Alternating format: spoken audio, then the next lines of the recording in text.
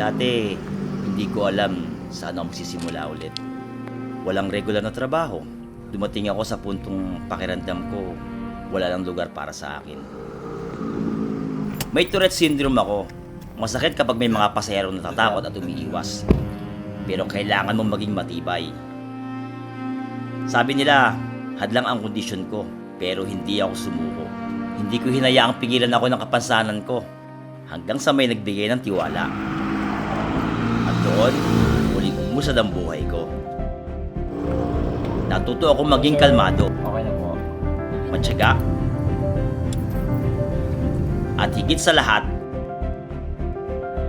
matatag.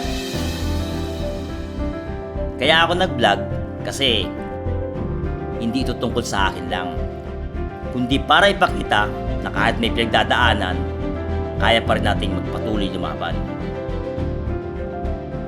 Para sa mga kagaya ko, kailangan tibayan ang loob, magbaon ng pasensya, at magtiwala sa sarili.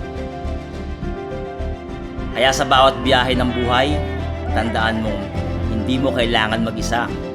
Husgahan ka man nila, pero si Arribo, palagi mo yang kasama. Kaya ako, kaagapay ko si Arribo.